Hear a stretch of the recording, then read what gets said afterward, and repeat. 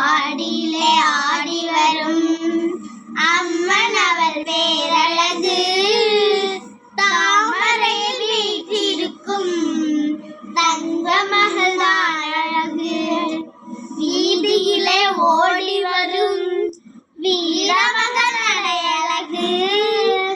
மங்கையவள் மாங்கல்யம் காற்றிருவாள் மாறியவள் போற்றியவர் புகழை கொண்டு போக்கிடுவாள்